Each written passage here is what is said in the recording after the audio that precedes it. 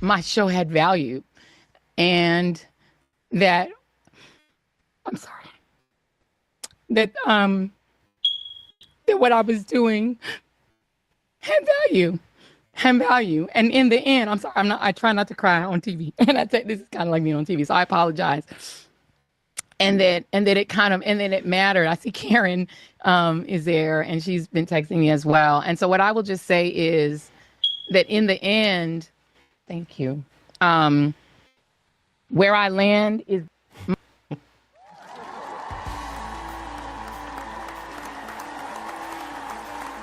Good morning, Rise and Freedom. I'm Austin Peterson. You're watching and listening to the Wake Up America show on the 4 Liberty Network. It's another beautiful morning in America. The weather is starting to change. 3 little birds on my doorstep singing sweet songs of liberal tears are flowing, and they said you can drink them out of our liberal tears cup. Let's hear it. Liberal Tears cups and water bottles. You're not going to need a Liberal Tears mug from 4libertyshop.com to enjoy all the Liberal Tears that are flowing these days. You're going to need to get a whole water bottle. And while this might be funny and it might sound like a joke, I am serious. If you go to 4libertyshop.com, we've got big, beautiful Liberal Tears water bottles. Get them! Can you bless me with something? The losers are dropping like flies. Yes. Yes, they are. Republican Congressman Dan Crenshaw from Texas on a hot mic moment says that Tucker Carlson is the worst person. He says if he ever does meet him, he'll effing kill him. No! No! Don't throw me in that briar patch, Brer Fox, Tucker Carlson says in his best Southern accent. MSNBC host Rachel Maddow is ripping her own network for axing Joy Reid's show and other non-white host programs. Bro, please call your bosses racists. We have the clip. A million billion clips. Ah, what a beautiful morning, everybody. Come on, let's stretch. Get a good stretch today, guys, if you haven't already. Get the blood flowing, all right? Make sure you take a nice sip. First thing that you should do in the morning is take a sip of water, okay? Have a sip of nice ice-cold water. Put a little lemon in it. It's good for your throat. Right as we come out of these, coming out of, what is flu season officially over, man? All I've been hearing is that everybody's so freaking sick around the country. Stephanie and I have been dodging it like Dolomite. Enjoying our delicious Founding Flavors coffee this morning as we read headlines that make me smile. Elon Musk issues final warning to federal government workers who don't respond to a second what you accomplished email. It is so juicy. Now, federal workers, they don't have time to respond to the email, but they do have time to go on CNN. Getting this email with a demand within 48 hours to provide a response on what I did within the last week or face termination. This is clearly an attempt from Elon Musk to harass and bully and intimidate the federal workforce, which is part of his broader plan to gut the federal workforce and privatize public sector services to ensure that corporations like his own can get more profit. And that makes me really angry, and my coworkers as well. It makes me really happy. Happy, joy, happy, joy. I just can't believe that this is the country that I live in. There's just, we keep winning every day. The liberals are crying. We are celebrating. Good morning, pineapples. Good morning, pineapple. Looking very good, very nice. Good morning, pineapple. Looking very good, very nice. That basically asked employees to summarize their work over the last week, and it coincided with a tweet from Elon Musk suggesting employees who didn't respond would be terminated. Now, some of these agencies included the FBI, the Department of Defense. There were a range of agencies on here. Some agencies, employees are telling them not to respond. But I How alarming is this? I mean, there are many ways. It's alarming from a national security perspective, asking people to do this, but what is your reaction to hearing about that?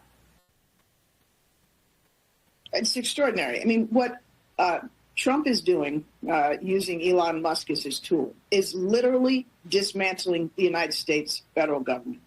And it's not just the people, as horrific as that is, laying off talented, experienced public servants who do nothing but serve the American people at very low salaries compared to what they could get in the private sector. Oh. But it's halting the programs and the benefits that Americans rely on across the political spectrum. Well, as Ron Basilian says, very low salaries compared to what they could get in the private sector. Okay, cool. So they shouldn't have any problem getting a job and get higher salaries. They should do just fine in the private sector, right? Ron Basilian, that's Ron at California, is actually going to be on our show today at 8:30 today. We'll hear from Ron in California this morning, 8:30 a.m. Central Time here on the Wake Up America show. You don't want to miss it. We've got incredible guests. Of course, since it's Tuesday, we got our Camellia Peterson at 8 a.m. Central Time. I'm working backwards on my... And so Camellia is going to talk to us this morning about an interesting story that's unfolding here in Missouri, a question of child brides and raising the age to get married from 16 to 18 in the state of Missouri. The first thing that I thought of is, well, this sounds like potentially exploitation, but then religious people say this is a violation of our principles of separation of church and state, which is interesting because they never make that argument when they want to put their just principles in the government. It only works when they're defending their own liberties, right? It's amazing. But people have libertarian principles. They really do. But when it comes to the issues that they care about, and then they're an authoritarian on anything else. Child brides, Muhammad's 16 years old. How old is the person being married off to? That is kind of this sneaky question there, right? So we're going to get all the details in the background on this bill, which is here in the state of Missouri to raise the marriage age from 16 to 18. That's going to be a juicy and interesting topic. And Camellia is the perfect person for us. She'll join us at 8 a.m. Central Time. So much huge news. I mean, not just what's going on with federal employees and Tucker Carlson and Dan Crenshaw getting each other's face, which is just like, good clickbait stuff for online partisans. Hyper online partisans, I will say. But there is substance. Vivek Ramaswamy announces his candidacy for governor of, I wish the United States, but Ohio. We're in the middle of a second industrial revolution right now. And I believe deep in my bones that Ohio can lead the way again. If Silicon Valley was at the leading edge of the American economy for the last 10 years, it will be the Ohio River Valley for the next 10 years. And I will lead this state to make it so.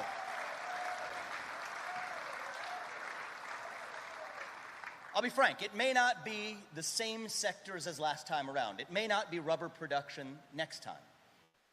But it will be the sectors of the future, from semiconductor production to nuclear energy, from biotech to Bitcoin to our defense industrial base. The state where we use AI not to take jobs, but to make jobs through more workforce training and education. I will lead Ohio to that new height and new vision. This is our modern day Northwest ordinance. This is what I love to hear, because he takes the issues that he knows a lot of people are feeling anxious about. And we're going to speak to Kentucky State Representative T.J. Roberts about this here in about 15 minutes. We got 3 guests today, and he's been leading the charge down in Kentucky. I saw him, I think he went to a Vivek for Ohio rally. He might have been in Ohio yesterday. I'm not 100% on that. But he will be joining us here in about 15 to 20 minutes to talk about that. And then his thoughts on Vivek for Ohio, what he's doing in Kentucky. He's an up-and-coming rising star in the Republican Party. T.J. Roberts will join us this morning at 7:30 a.m. Central Time. So I've got 3 excellent guests for you.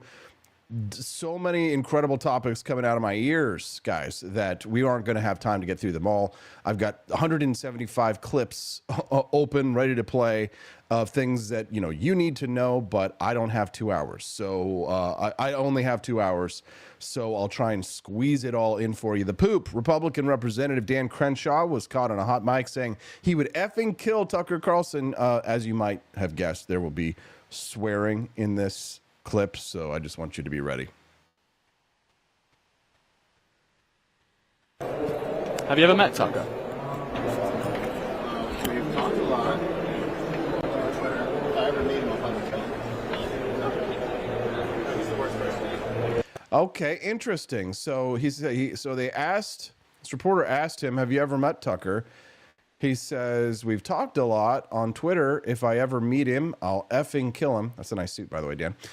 He's the worst person, he says. That's I just always assume whenever I'm at those kinds of events that somebody's like, especially if you're talking to anyone, that they are recording the conversation. So this has turned into a big, a big hyper online partisan battle. When I say partisan, it's not partisan. Like it's partisan in the sense of like, lefties versus righties, but it's an internecine squabble. It's a battle between Republicans and Republicans, which is what we don't need. But I don't care what you think about either one of these two men. I think Dan Crenshaw would tear him apart and beat his ass. Like Tucker, hate Tucker, doesn't matter. It's like, don't be mad at me if you like Tucker and you're like, no, he can't. People always, there's always going to be a group of people that's like, it doesn't matter if you get your ass beat. Some people like Tucker Carlson should not trust the people who tell him that he could take on Dan Crenshaw in an actual fight. If Dan Crenshaw says, "I'll effing kill him," right? Probably not a good threat for a congressperson to be making in the first place. When you have access to and have worked in the past and served in the military, when you say you're going to effing kill someone, and especially if you're in Congress, people tend to take that seriously, which, if I were Tucker Carlson, he's probably not scared, I would say, because he did invite him on his show. But Tucker Carlson, don't trust people who tell you that if you could get in a fist fight with Dan Crenshaw that you would win. Tucker, I'm more Tucker than I am Dan Crenshaw, obviously. I don't think I'm really much either one of these guys. I'm kind of my own thing these days on the Republican Party on the right. I'm like a black sheep among black sheeps. I'm the white sheep amongst the black sheep. But don't trust the people that would tell you, "Oh, you could take him." Don't do that. It's like remember when Elon Musk was trying to fight Mark Zuckerberg? Now, listen, I know that Zuck is on our team now because he paid $1 million for the inauguration or what have you. It takes a little bit more than that to earn my trust. But I've always been on Team Elon. But when Elon and Mark Zuckerberg were like, "Oh, they're going to fight, we're going to fight," like I would have, if you want to be a real friend to Elon, I would just be like, "Elon, I like you, bud, but I don't think you ought to get into this, okay?"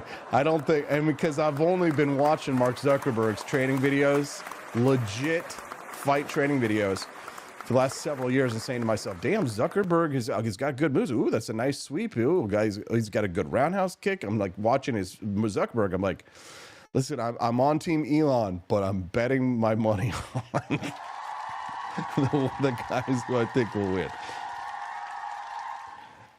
Trey OK says Crenshaw kills in portfolio returns. Thank you, Trey OK. NGM77 thinks he has the way to beat Crenshaw. Just stay on his left side. Dude, that's just wrong. Oh, this one here was a violation. Floby Tenderson says Crenshaw cried about insider trading. He's the douchiest of all politicians ever. What a bitch. You guys, man. A lot of Crenshaw haters this morning. A lot of Crenshaw haters. Donald Trump was asked about what he thought of Elon Musk's letter that he sent to the feds about asking them the question, what would you say it is you do here? They were supposed to respond by last night. Here's how he reacted. Do you think that Doge could benefit from more streamlined communications? There was that email telling employees to give 5 things that they've done last week, agency has then told people to ignore it. You're talking about the last email that was sent where he wanted to know what you did this week. You know why he wanted that, by the way? I thought it was great. Because we have people that don't show up to work and nobody even knows if they work for the government. So by asking the question, tell us what you did this week, what he's doing is saying, are you actually working? And then if you don't answer, like you're sort of semi-fired or you're fired, because a lot of people are not answering because they don't even exist. They're trying to find, that's how badly various parts of our government were run by, and especially by this last group. So what they're doing is they're trying to find out who's working for the government. Are we paying other people that aren't working? And, you know, where's all this? Where's the money gone? We have found hundreds of billions of dollars of fraud so far, and we've just started.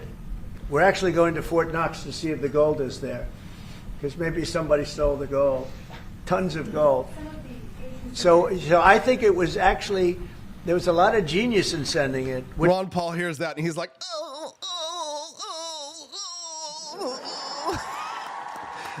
my life's work. They stole the gold. Good morning, guys. Welcome to the Wake Up America show. I am your host. They call me AP. I'm for Liberty. This is the For Liberty Network. You're watching the Wake Up America show. This is one of 3 shows on the For Liberty Network. It's me, Culturama, and Liberty Tonight. That makes 1, 2, 3 shows. It's a network. Tonight at 7 p.m. Central Time, watch Daniela Pensack on Culturama. She's the hostess with the mostest. Marilyn Monroe with a master's degree, I like to say. You don't want to miss her takedowns of popular culture at 7 p.m. Central, Tuesdays and Thursday nights. Today's Tuesday, so 7 p.m. Central tonight. Put it on your calendar. You'll join Daniela Pensack on the For Liberty Network. Her show is Culturama, and it's live Tuesdays and Thursdays, 7 p.m. Central Time. So tonight, rumble.com/Culturama. That's rumble.com/Culturama. Open up your digital calendars, set your phasers to stun Captain Kirk, and join us on the holodeck for an excellent show tonight, hosted by Daniela Pensack. That's rumble.com/Culturama. Have you guys been watching the show? Have you been enjoying Daniela? Watch her tonight. We got so many surprises cooking up for you here over at the For Liberty Network. It's not just one guy in a chair at his desk doing a live stream with his Javier Milei Afuera sneakers, and a hope to Jesus that you will go and buy some of these sneakers at forlibertyshop.com. No, it's more than just that. It's not just a guy hawking merch.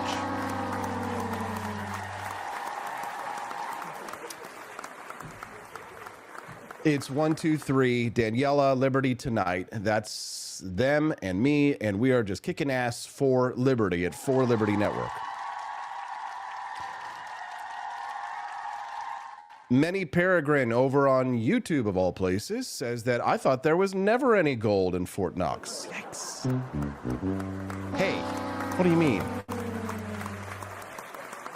Helen Kistler, who is a very loyal commenter over on YouTube. Helen, I've always wanted to give you a shout out. Now I can, and I'm glad you're here live. Says, Crenshaw reportedly left service after 10 years as a Navy SEAL. Is that unusual? I would be interested to hear.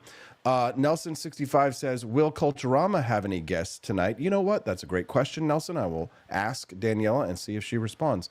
She typically gives me, we see the show schedule posted several hours before she goes live. But great question, Nelson. And thank you for the Rumble rant. Support the For Liberty Network. And drop some Rumble rants. Supporting the Wake Up America show and the For Liberty Network, the Rumble rants not only goes to help us to seed more activism, to create more content for our network, our Bootstraps network. There's no big money donors from Russia or from China, or, you know, there's no dark money coming into the For Liberty Network. It's just people like yourself who happen to open up your wallet $5 at a time, $10 at a time, $20 at a time, 50, $100 at a time. And many of you going to forlibertyshop.com and buying the merch, the awesome Javier Milei merch, and all of our Gulf of America stuff that people just freaking love, man. They're buying Gulf of America stuff like crazy, getting geared up for summer, I think.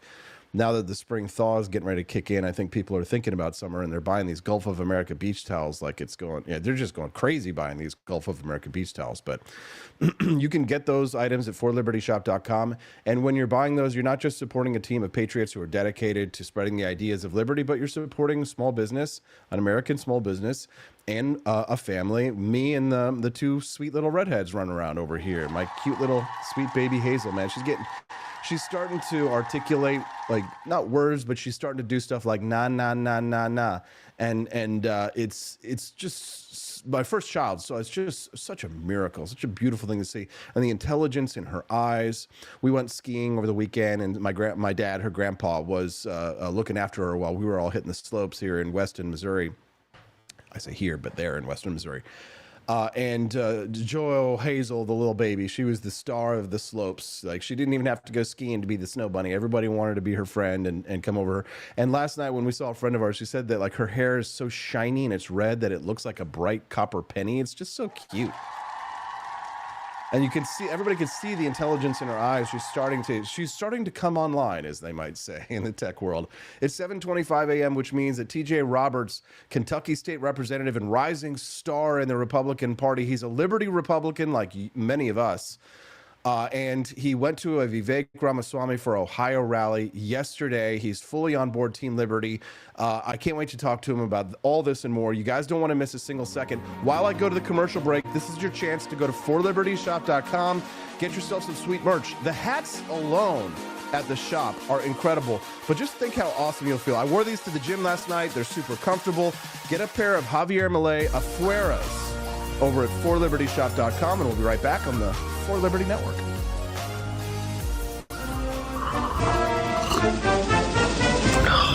Tired of spending your hard-earned money on woke corporations that don't share your pro-freedom values? Fed up with sipping liberal lattes and progressive cappuccinos? Introducing Founding Flavors from AP for Liberty Shop. Get your day started with Washington's Revolutionary Roast. As robust and principled as the man himself, this blend is the shot of energy heard round the world. Or maybe you want to taste the fervor of freedom with Adams's Patriotic Perk. It's as dynamic and balanced as the U.S. Constitution, sure to awaken your spirit of liberty. For the aficionados, we've got the Jeffersonian Java, a complex mix of flavors that speaks volumes about your refined tastes. And don't forget Betsy's Liberty Lullaby, our decaf option, crafted with the same care and dedication Betsy Ross put into our Star-Spangled Banner. This blend lets you enjoy the taste of freedom anytime without losing sleep. No woke beans here, folks. Just pure, patriotic, pro-freedom flavors brewed with love for liberty. So why compromise your principles for a cup of coffee? Stand up for your values, perk up your patriotism, and start your day the American way. Get your founding flavors at apforlibertyshop.com.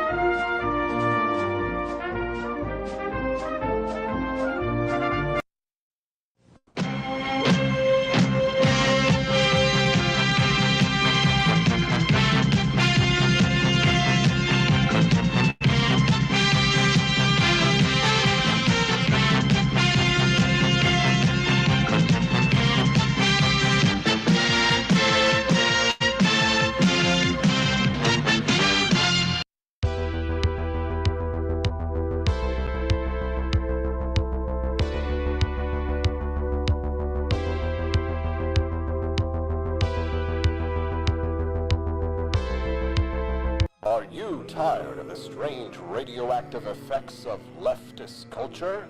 Do you ever wonder what happened to good old-fashioned American values? Well, fear no more, because there's a new force fighting back against the cultural rot of today. Introducing Culturama, a right-of-center talk show that's taking back the future today. Hosted by none other than blonde bombshell herself, Daniela Pensack. She's not just talking, she's taking culture back. With sharp takes, brilliant guests, and a few surprises along the way. Tune in to the live video podcast twice a week, because the future doesn't have to be weird. It can be Culturama. If there wasn't going to be somebody who was a fiery champion of liberty, somebody who would get out there and who would be aggressive, and if they wouldn't do it with more fire or passion than I had, then I would go and I would fight this battle for us. I've fought for the principles that we all share. Parties tend to be secondary to me. We're here because we believe in the principles of liberty. I am not a perfect messenger, but I think I'm a damn good one. This is a replica of our first president's flintlock pistol. You have my full support, my respect, and my gun.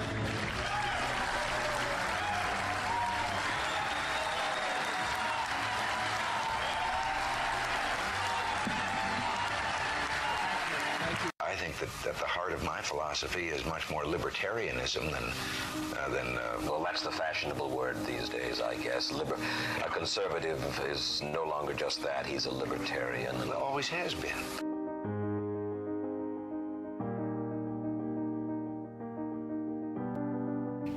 Yet any time you and I question the schemes of the do-gooders, we're denounced as being against their humanitarian goals. They say we're always against things, we're never for anything.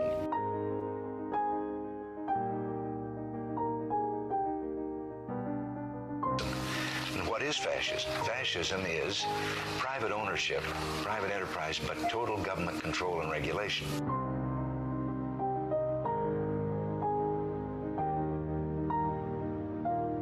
Well, the trouble with our liberal friends is not that they're ignorant. It's just that they know so much that isn't so.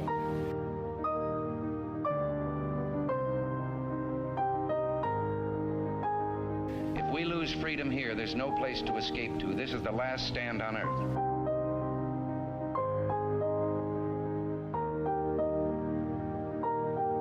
This is the issue of this election. Whether we believe in our capacity for self-government or whether we abandon the American Revolution and confess that a little intellectual elite in a far distant capital can plan our lives for us better than we can plan them ourselves.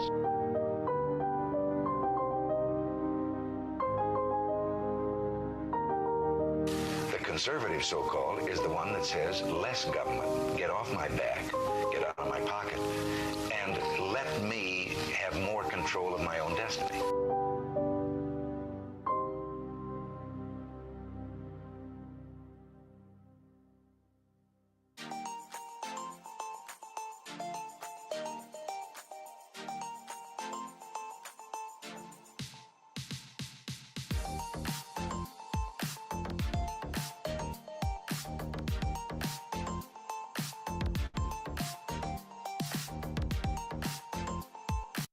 Do you hate the deep state? Do you reject the Antichrist in all his ways? Do you believe that aliens controlled LBJ to assassinate John F. Kennedy? Did you know that the shot can put chemicals in you that will make you more sensitive to 5G? Do you love America? Do you want more freedom? Do you like smoking hot red-headed libertarians? Then the AP for Liberty shop is for you! Check out all the awesome new merch and have a... Ohio to that new height and new vision. This is our modern day Northwest ordinance. That's what this moment represents. I'll tell you, this is a state where we're a conservative state. Look at the people in this room. We share deeply conservative values that this country and this state were founded upon. We just need to finally be governed like one. That won't lose us elections. That will win us elections because it'll put more money in your pocket. It'll lift more people up from poverty. It'll revive civic pride and meaning and self-confidence in our young people.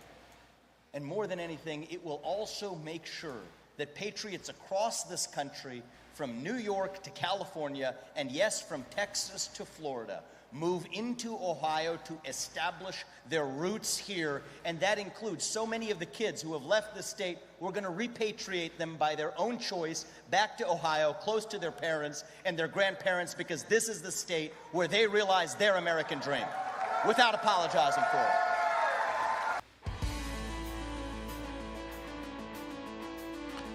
Good morning. Rise in freedom. I'm Austin Peterson. You're watching and listening to the Wake Up America show on the 4 Liberty Network. President Donald Trump extended his support and endorsement to biotech entrepreneur Vivek Ramaswamy as he joined the race to become governor of Ohio. In a post on Truth Social, Trump lauded Ramaswamy by declaring he's young, strong, and smart. He also will never let you down and has my complete and total endorsement. Congratulations to Vivek. Ramaswamy talked about his intention to make Ohio the top state in the country. We're trying to, we're going to beat you, Ohio. Missouri's going to abolish our income tax. Yes. Why do I say that? Well, Governor Mike Kehoe said he would, and then the bill passed, and now is going to hit the governor's desk. I think that's where we're at right now in Missouri's income tax battle. But if Ohio gets rid of their income tax, then we can talk, Vivek, Booby baby.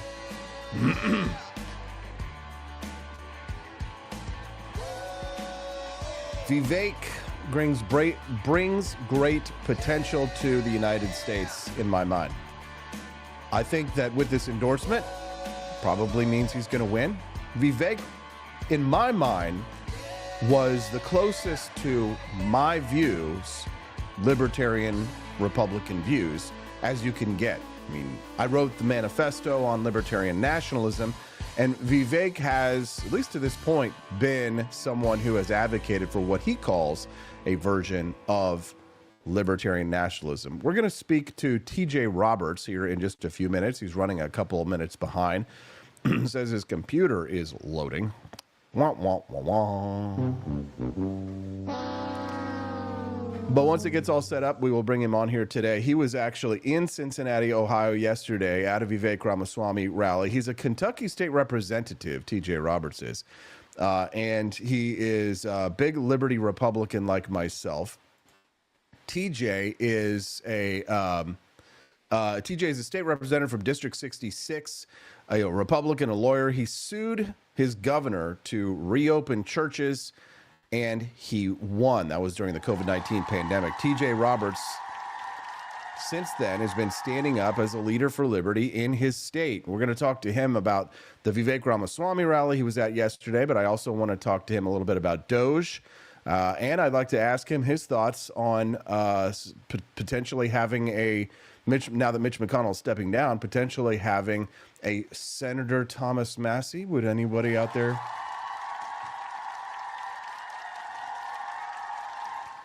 Would anyone out there like to see a Senator Thomas Massie replacing Mitch McConnell? I know I would. I'd love to hear your thoughts on that. You can send me a text at 573-319-1586. That's 573-319-1586.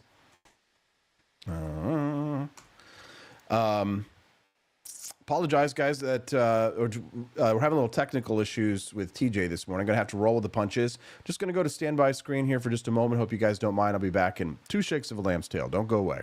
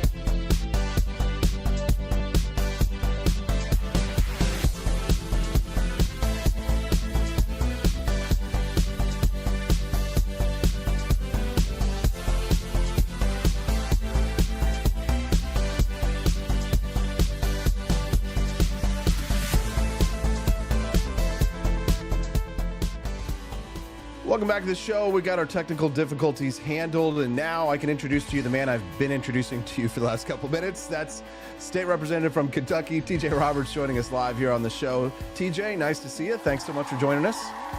It's great to see you, Austin. How are you? Great. Lots to talk about with you today, TJ. I want to talk to you about the Vivek Ramaswamy rally. I want to talk to you about Senator Thomas Massie, question mark. I want to talk about how you've been holding yourself accountable as a new state representative and the possibilities of Doge at the state level. So let's start things off with the big news.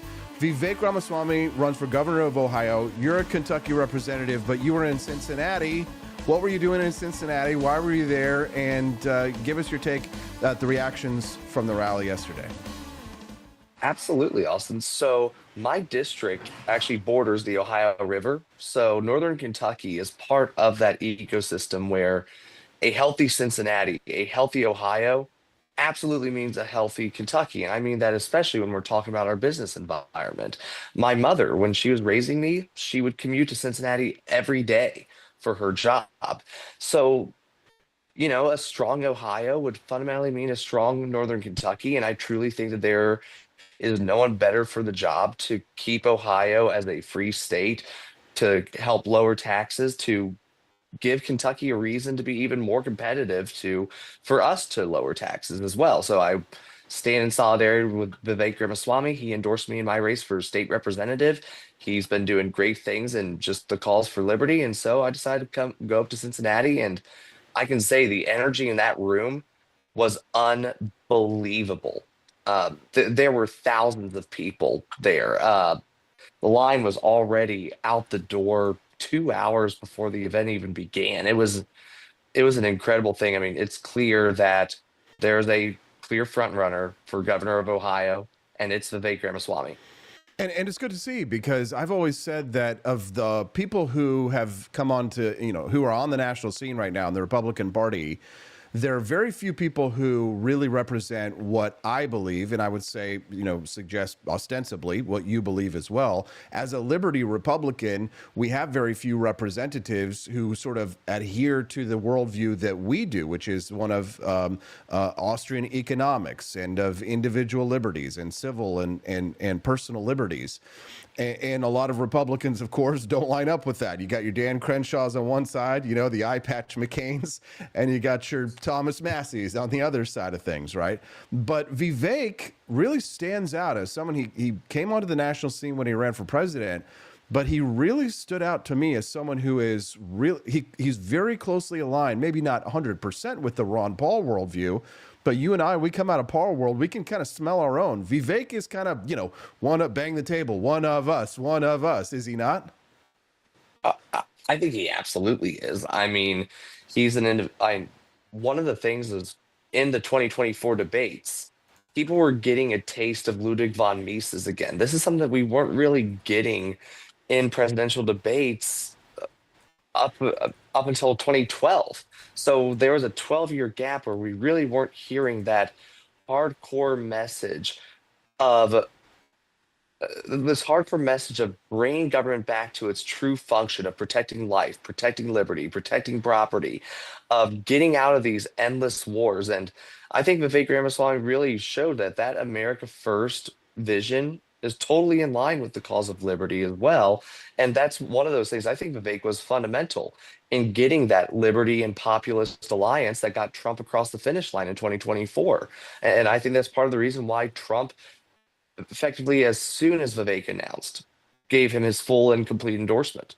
Now, it's interesting because there isn't a universal love for Vivek Ramaswamy on the right. We do, and maybe this is just a function of being very online, but the criticisms of Vivek Ramaswamy are that he is sort of insensitive to American culture because he says that we needed more screeches instead of Zach Morris's from Saved by the Bell. I mean, seems like a small thing, but boy, do people really love their pop culture references here, and they will guard them till their death, right? Team Kelly, Team Zach, Team Slater.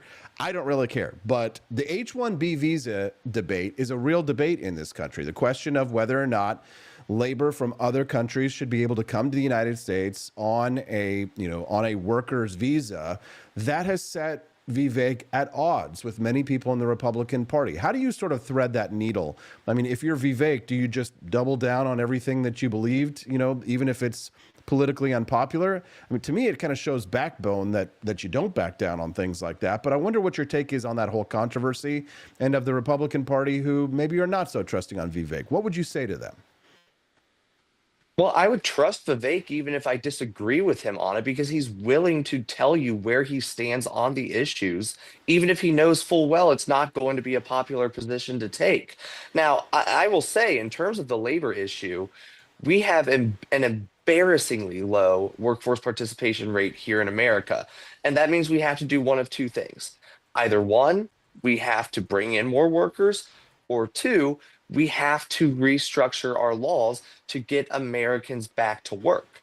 And what I heard from Vivek in terms of yesterday was he was talking about the latter, because he's running for governor of Ohio. He has no say on the federal H-1B visa program. So that doesn't seem to be much of a factor when you're talking about someone who's running for state office. Sure, have that conversation when he's running for federal office, but largely he seemed to be talking about adding work requirements to welfare, which I think is a common sense solution whenever we're talking about able-bodied Americans. Sure, there are individuals who truly cannot work and cannot fully function, where there is a legitimate role at the state level to help those guys out. But that being said, if you are able to work and you're just not doing it, well, one simple solution to do it is make it to where it doesn't make economic sense to remain on welfare. So it seems like for that issue, that seems like a wash, in my opinion, when it comes to what he's running for, right? I'm not, for example, I was often asked about what I can do to raise the federal income tax when I was running. I had to lower the federal income tax when I was running for state office. Well, I can't. I'm running for state representative, right? I can work to eliminate the state income tax in Kentucky, which is another thing that Vivek was talking about, was eliminating the state income tax in Ohio. And that's one of those things where I was talking about with competitiveness. The freer the market is in Ohio, the freer the market is going to have to be in Kentucky if we're going to want to bring businesses in to get Kentuckians back to work. I'm speaking to TJ Roberts. He's a Kentucky state representative, and we're really glad to have him because he's a rising star in the Republican Party. He is as far right as you can get before you hit Genghis Khan.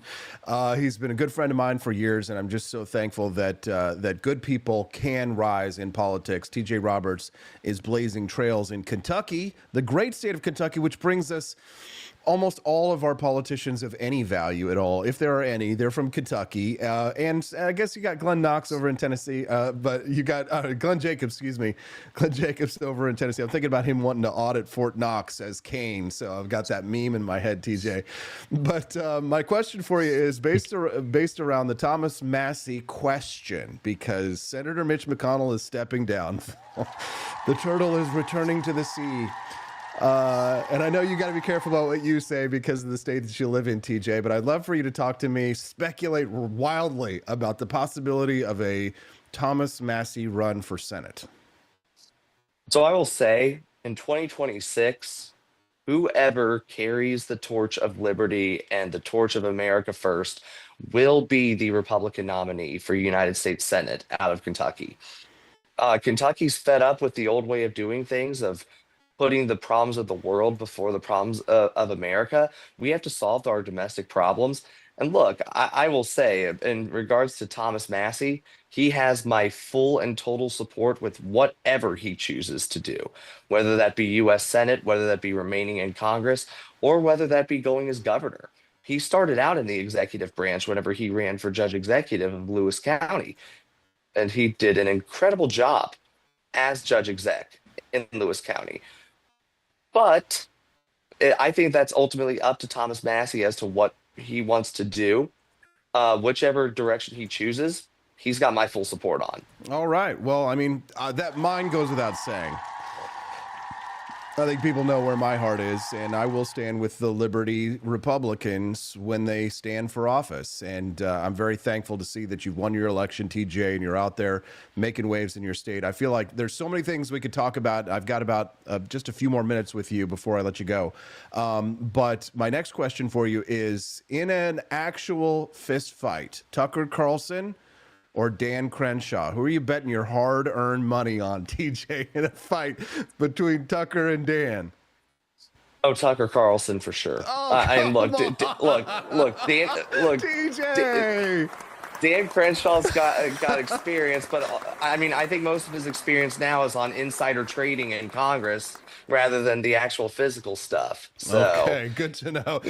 Well, he talks a good game, but I think Tucker would have him. Okay, well, you see, now that's the thing is if I was a betting man, I would bet on the Navy SEAL to win. But you know what? Somebody may have changed my mind because they said just stay on his left side, for the fight, and you'll be fine.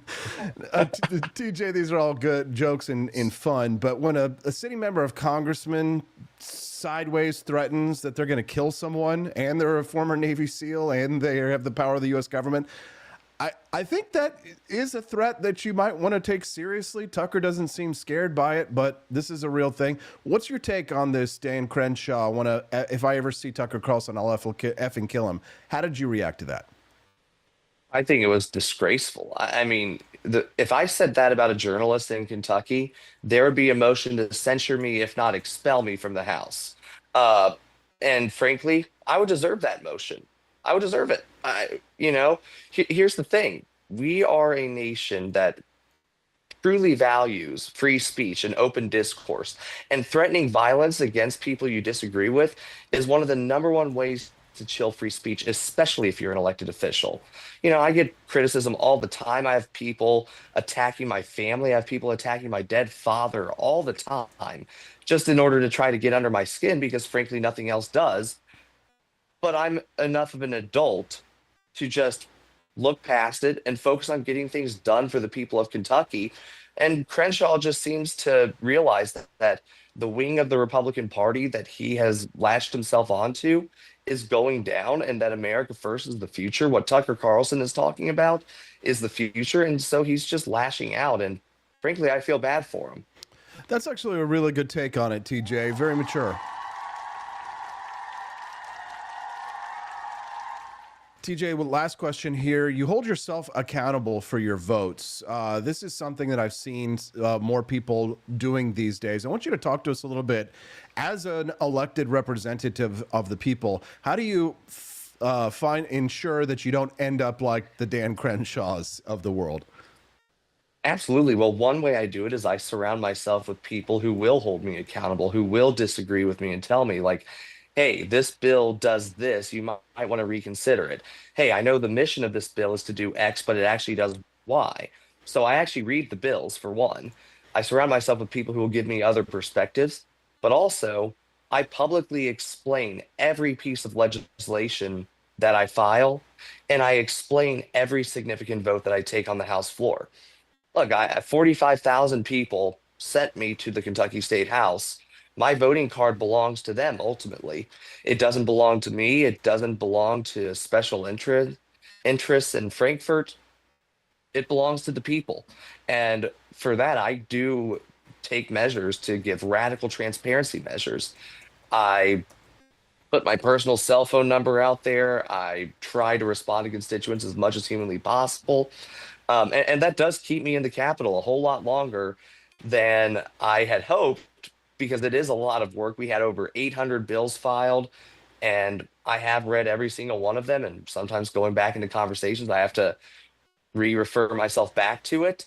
But I think that that's a worthwhile task to do. If you are sent by the people, you are paid by their tax dollars to do their work, well, you better do it as much as possible. TJ, I've taken enough of your time this morning. I know you're a busy man representing the good people of Kentucky. Man, I can't wait to see you at a Thomas Massey for Senate rally. Glad to see that you were at Vivek's rally supporting our boy. The solidarity of people like ourselves working together, this is what's going to be able to actually move policy in the future, TJ, is that we have some cohesiveness and sense of working together. And I appreciate that you're a team player on Team Liberty. Have a wonderful day. And we'll see you real soon. Thank you very much. Thank you. History, your ability, your political acumen. Nicole Wallace, my good sister, tell me what you, your brilliant self, believe people can do.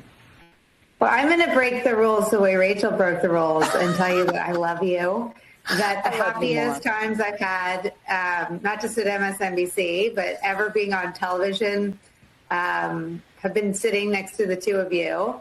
No offense, Lawrence. We love having you there too. We love Lawrence. And that I think that I thought that things like that on TV couldn't be real, but that the friendships that have sustained me have been with both of you. And I am, you know, it's like losing a... Bigger programming change is at 7 p.m., 7 p.m. Eastern, where Joy Reid's show, The Readout, ended tonight. And Joy is not taking a different job in the network. She is leaving the network altogether. And that is very, very, very hard to take. I am 51 years old. I have been gainfully employed since I was 12. And I have had so many different kinds of jobs, you wouldn't believe me if I told you. But in all of the jobs I have had, in all of the years I have been alive, there is no colleague for whom I have had more affection and more respect than Joy Reid. I love everything about her.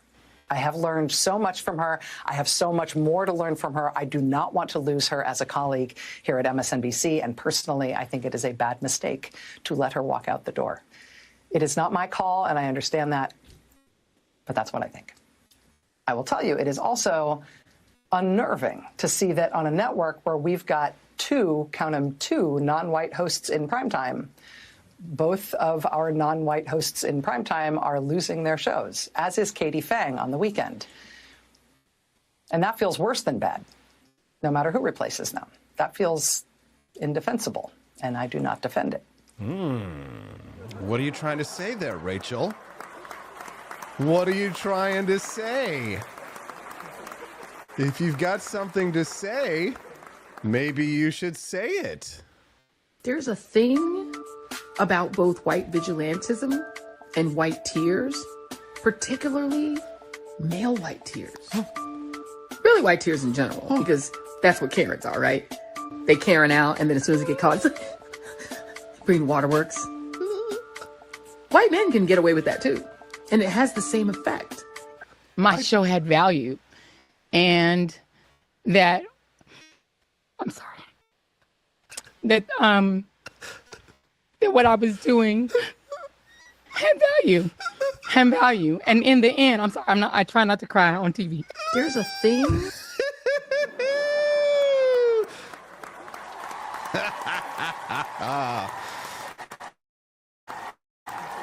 Good God, I don't know what's happening, but for some reason YouTube decided to light up this morning, guys. What you doing over there? What's with all the viewers over on YouTube? Where'd you guys come from? Usually YouTube like suppresses me. Like they've demonetized me right now. I think I come back on March the 14th. I'm allowed to like be monetized over there. But that's why we are a Rumble first community. I know people just want to watch my YouTube. I get it. I understand. But I just ask yourself, if you enjoy the Wake Up America show and you really want to support our cause, the best way to do so is by watching us over on Rumble. So I'm going to plug my show over at Rumble.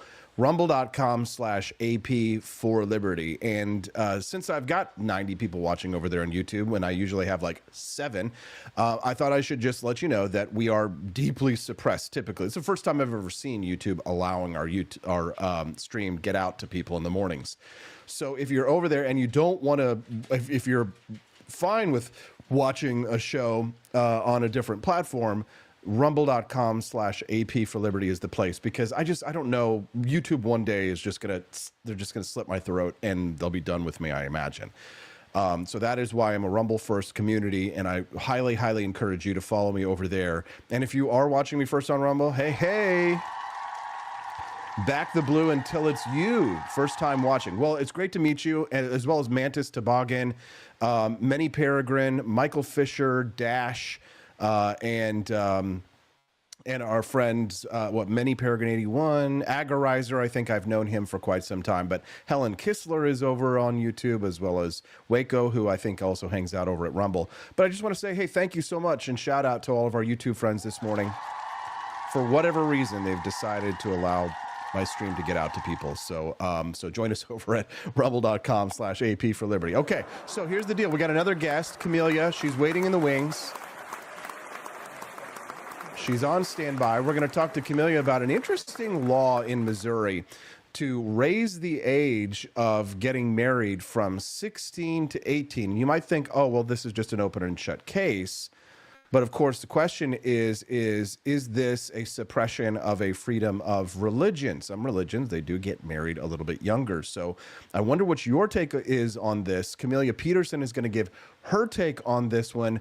When we get back, we're going to talk to her about Vivek Ramaswamy, Dan Crenshaw. If you guys have questions for me or for the show, you can type them up while I get Camelia at 573-319-1586. The text lines are open. You can see them here on the bottom of the screen. 573-319-1586. And the reason why I say the number so many times in succession, even though you can see it if you're watching us live, is simply because the audio listeners later do tend to enjoy being able to text the show as well, so they can't see the screen, and that's why I repeat the number, 573-319-1586. That's the text line, and we are glad and grateful for all of our listeners who decide to text the show. Again, at 573-319-1586 is the text line. Joining us live right now on the show, and why even go to commercial break? You don't have to, is the lovely Camelia Peterson with her cute little bow. What is it? Hold on. You got to get up a little higher here, Camelia. There we go. Look at this. Oh, that is so cute. To what do we owe the pleasure today, Camelia? I got no audio from you. There you go. Okay. Oh, can you hear me now? Say something. Say something. Well, yes, I was just wearing a cute little dress today, right? It was, if I remember correctly, this was a Goodwill find. Got it. I do love my retro Goodwill finds. Very cute, Camelia, and welcome to the show this morning. So let's hit this news. I think people will find this interesting. I don't know that it necessarily applies to many other states, but it is a fantastic question about, that involves freedom of religion, involves consent and an age of consent, which is always a tricky topic. Would you mind, for our audience's sake, Camelia, filling us in on Missouri's bill to increase the age of getting married? Oh, okay. I thought we were talking about the pregnancy bill, but yeah, yes, there is a bill to increase the age of marriage. And this has actually been a mutual friend of ours who's now in the legislature. We've had some interesting discussions about this because there are pros and cons, but I think when it comes down to it, because the question is do you allow kids to get married when they're under 18 years old?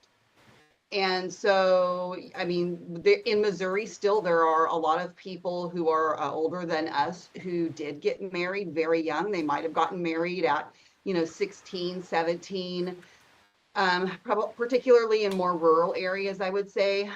So, it's kind of that, I think, mentality of, it worked. It was okay for us. It should be okay for everybody else. But on the other hand, too, there is the issue if, you have an unplanned pregnancy. Well, in a lot of, religious circles, the idea is that you have to get married, right? I mean, that's what you do. And there's no alternative to talk about. Now, I would say that view is on the decline considerably.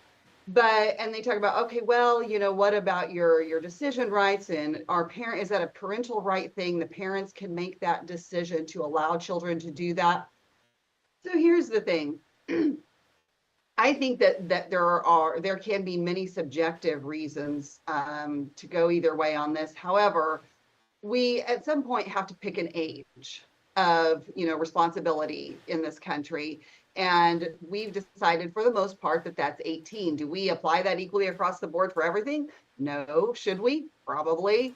But one important thing that was brought up to me recently that is probably the most important part is that you cannot legally enter into a contract until you are 18 years old. And if you are entering into a marriage contract, if you are doing this in the traditional way, you're not old enough to do that. So what happens if, someone gets married at 16, 17 years old and their spouse dies?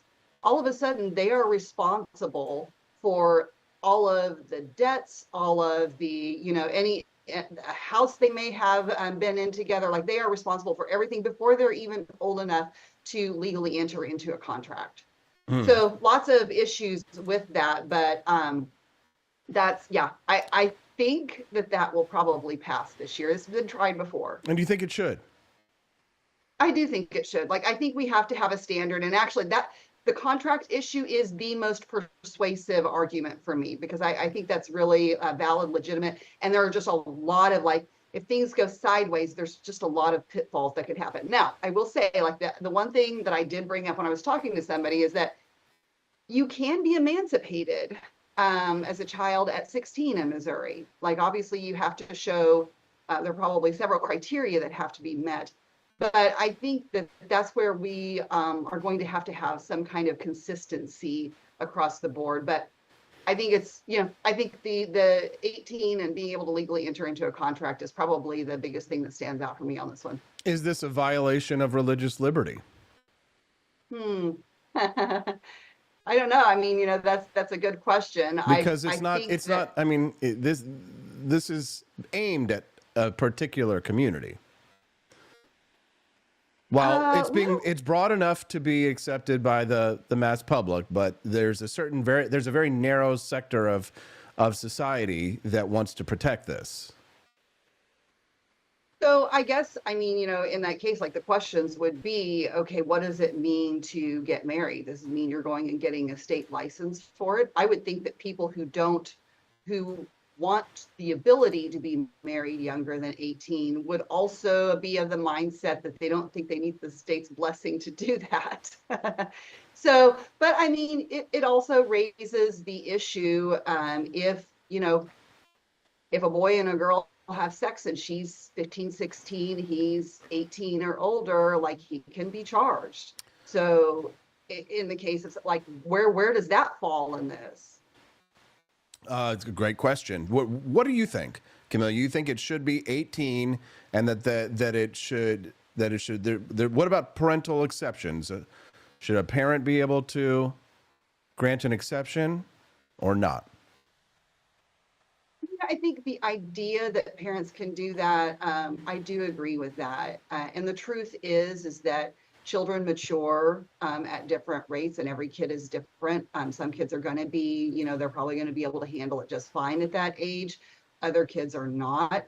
But if you get down to some of the legal outcomes that could come out of that, I don't know. Like, I think that it is so subjective in some areas that if you are going to do, like, if you want to talk about whether or not you can do common law marriages, I guess, I don't know. Like, there's just a whole host of other issues that kind of get tied up in this. But I think that if you are going to involve the state, and there's my first problem, is involving the state. I think if you're going to involve the state, you have to have a standard. And I think that in our culture right now, that seems to be 18. Okay, there it is. Also, someone texted into the show and asked if Missouri has a Romeo and Juliet law, which it does. In Missouri, the age of consent. If they're both under 18? Yeah, in Missouri, the age of consent is 17, but there's a close-in age exemption that protects certain relationships from being treated as statutory rapes. So, like, someone's under 21 and engages in consensual activity with a person who is at least 14 but under 17, it's not considered a crime as long as the age difference and circumstances fit within the law's boundaries. So, like, a 19-year-old and a 16-year-old would be covered, but once the person turns 21, the same relationship would become illegal if the younger person is still under 17. So it's a tricky situation. But the topic that I sent to you that I said we would talk about, Camellia, women who are seeking divorce, tangential. Women who are seeking a divorce in Missouri have to disclose their pregnancy status. And if they are pregnant, their divorce can be declined. 2 House bills, which were perfected in the House Monday, would change that by preventing courts from using pregnancy status as a reason to not dissolve a marriage.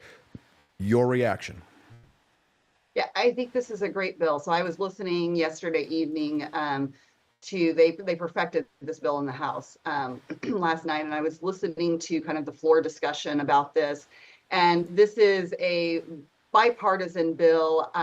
It has been brought before. I don't know why it hasn't passed before, because it does seem like a no-brainer. And really, I would like to hear, you know, a devil's advocate argument for why we shouldn't do this, right? Because I don't know why we haven't done it before. But there is a legislator who came into, she's a freshman legislator, and she is the one who sponsored this bill, and she spoke about it on the floor. And there were things that when I'm trying to think about, okay, is it that big of a deal if you finalize your marriage or finalize your divorce, like before or after, you're pregnant, like what is, so her argument is compelling, and it's something that I just never even thought about. And her story is she was in an abusive marriage and had been for a long time. And the story of that's very, very traumatic. They had three children already. She became pregnant with the fourth. And it finally reached to the point, after some severe physical abuse and broken bones, that she had to get out. And so she had just found out she was pregnant. So she could not finalize the divorce at that time. And so what happened is this man was clearly mentally unwell, but in the course of the time that transpired, during that pregnancy where they were separated but not divorced, he became worse and worse. And he finally, at one point, called her, and I think he was getting ready to go to jail for something, but he committed suicide. And he committed suicide like 7 days before their divorce would have been finalized. And what happened as a result of that is she became legally responsible for all of his debts and his bills, like everything that he left behind. She was then responsible for cleaning up that mess. And so there are, like, is that a really rare circumstance? Yes, but I think it's probably I don't know how you can deny the argument for allowing it kind of seems like an archaic law, right? We probably have lots of those on the books. Perhaps. I don't want to just jump to hasty conclusions just because a woman is crying, Camellia. I think most of the bad laws that are passed in society today tend to be because they get some female with a sob story. Remember how our prescription drug monitoring program was passed here in the state of Missouri because a girl cried. And nobody wants people to be addicted to opioids here in the state of Missouri. But frankly, a bitch crying is not going to make me want to put my name on a government list. Okay. So I wonder if the patriarch who wrote this law didn't have some well-meaning, if there isn't perhaps some cons to ripping a potential child away from the arms of their fathers, just on a whim, and giving women even more sweeping power in terms and upper hand in the relationships in the family courts than they already do. Camellia, can you maybe think of maybe at least a single reason or two why it might not be a good idea to tear children away from their fathers before they have an opportunity to even meet them?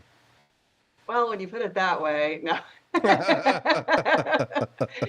So yeah, no. Do I think that at like one time, whenever this law was put into effect, it may have had something to do with that? Entirely possible, right? There probably could be some reasons for that, as far as like, custody arrangements and things like that.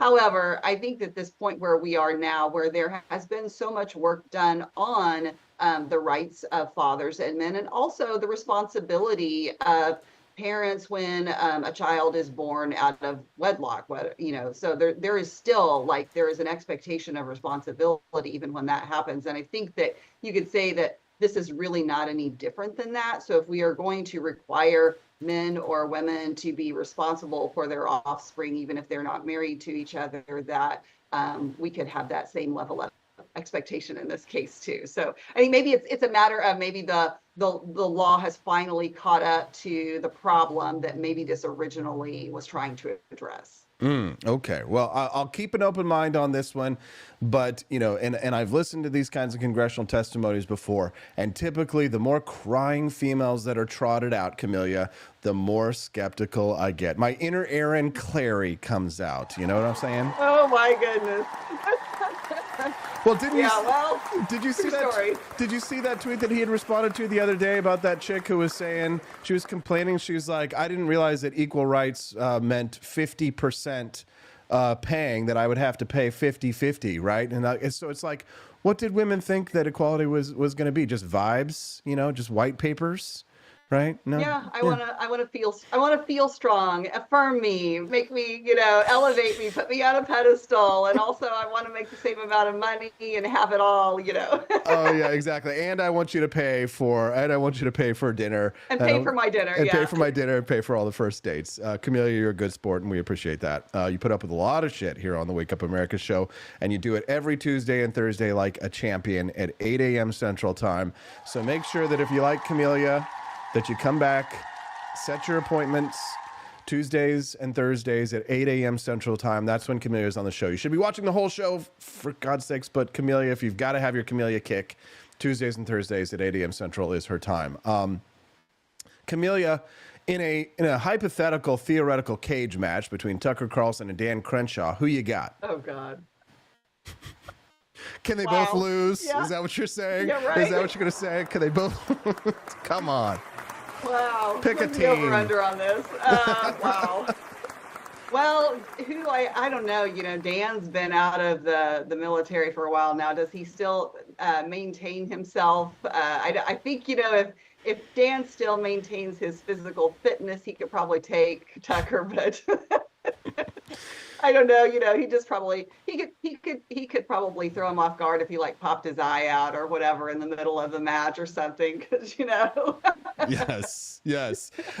Amy J.E., she's mad at me. She says, some woman crying. Men make some of the worst. Here she is. She's a nurse, so she knows. She says, men make some of the worst patients. Talk about whining. The toughest are the 80-something women that have given birth to multiple children with no drugs. Just saying, damn. Good for Amy. She knows what's up. Shots fired, Amy. Thank you for that. And we love to see the comments from all of our friends. We talk about maybe doing some more local stuff. Like maybe we need to have an AP for Liberty kind of local thing, community, because there's so many people that live here in Missouri that are part of Team Liberty, and we all kind of hang out in the Rumble chat. And not everybody can go with us to DC May 1st to the 3rd for the Liberty Tour. But when we went to the Fulton Museum, the Churchill Museum, Camelia, I was just thinking to myself, this would be a really good trip for some of our local activists, honestly. Yeah, no, that would be really fun because there is a lot of local history. You could still do something that is, kind of along the same lines and have a localish meetup. I think that would be fun. And I think that people would come from, a little further around for that too. Exactly. Yeah. The first year our meetup was a canoe trip, and not everybody can get out on a canoe.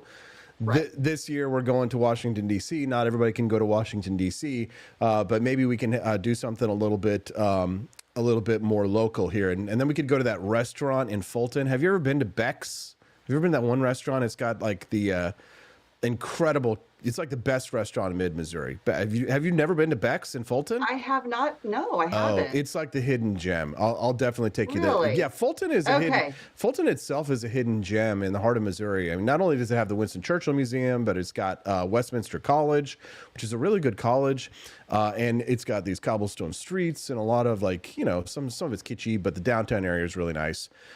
So a lot of good local stuff to do. T-Mill 22, she's a local. She's saying locals are the best. Just saying. We got a lot of Missouri people, Joni Rankin and all that. Yeah. Camelia, back to the news this morning. I didn't prepare you to talk about the Elon Musk Doge. Oh, ask you first, Vivek Ramaswamy, your reaction to his announcement for governor of Ohio. Yeah, I mean, we all knew it was coming. I'm great with that. I don't know enough about Ohio politics to know, on the ground locally, does he really have a shot at it? Does he have any real opposition? But no, I certainly hope that he can pull that off, because I think it's fantastic. I think anywhere that we can put people with those principles in positions, in elected positions, that we are better for it. So, no guarantees, obviously, but I think, in terms of who you could have to choose from, he's certainly one of the better ones. Elon Musk issued his final warning to the federal government workers who didn't respond to the "What You Accomplished" email. What do you say, Camelia? Fire them all if they don't respond?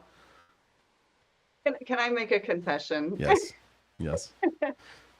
Like, I love what Elon is doing. And I'm a big, huge, as you know, Elon Musk fan. And, you know, I really want him to take us to Mars. I'm getting a little Elon saturation, if we're being honest. Oversaturation, Elon oversaturation. Yeah. How dare you? I know, right? It's so, like, I feel really bad even saying it, but it's true.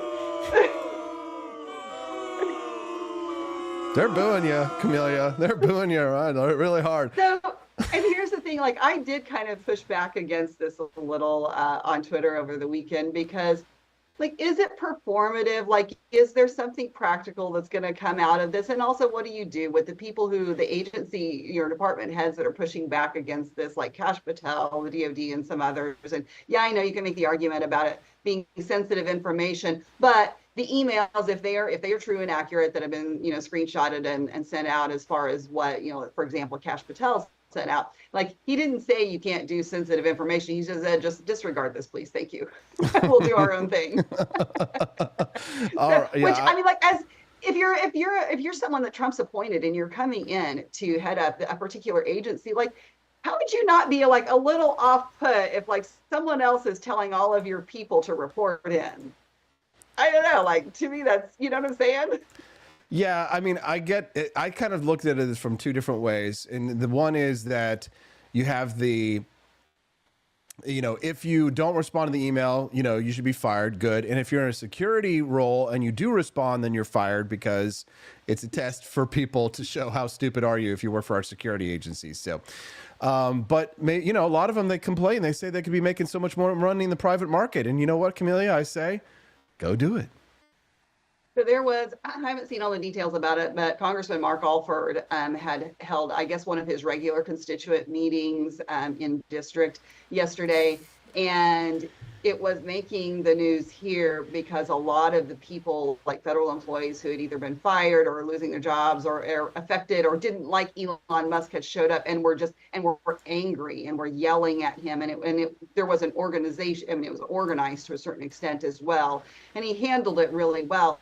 But there is, like, I mean, you know, we think of this as a DC thing, right? But there is a lot of potential for backlash that congressional members will be experiencing due to this at the local, you know, state level. So yeah, I don't know.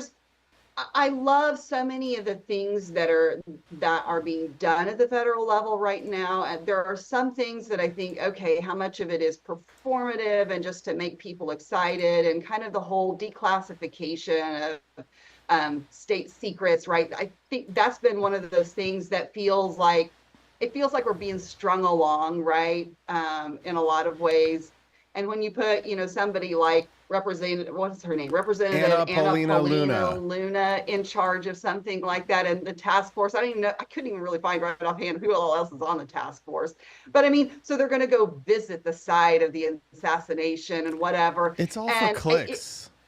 I just, like, I don't. So are we really going to get them declassified? Just release the documents.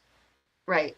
I did see, and I didn't send you this, but I did see there's kind of a timeline. So there is a time frame that they are required to turn in these recommendations back to the president in. I think it's 45 days. So we're like, they don't have that much more time left to finalize whatever their findings are. But it's just, all it is it's not even like, they're just turning in their recommendations for, I guess, how they think they should be declassified or whether they should. So I just have a feeling that we're going to get to the end of that 45 days, which is sometime in March.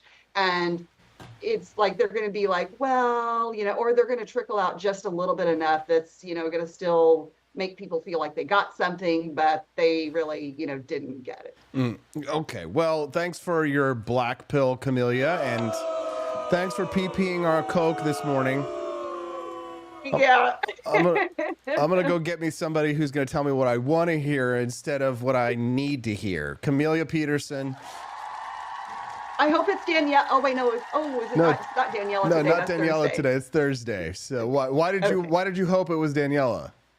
Well, I mean, you know, I like Daniela. Yeah, I know you do. All right, Camellia. And I know that she will argue with you too. Yes, she will. Yes. You can follow her on X at Rare Camellia. That's at Rare Camellia, our very rare Camellia, looking lovely today. Say hi to her in the chat. Follow her on X and say you found her on the Wake Up America show. We'll see you later. Have a great day, everyone. Bye. Well, if the federal government employees do end up getting fired, then what could they possibly do for work? Here's an idea. I come from a family where, in an area where it's coal mining in Scranton. Anybody who could go down 300 to 3,000 feet in the mine, sure and hell can learn how to program as well. Oh. But we don't think of it that way. That's Even right. my liberal friends don't. The president asked me to get Detroit out of its problems. Remember Detroit went bankrupt?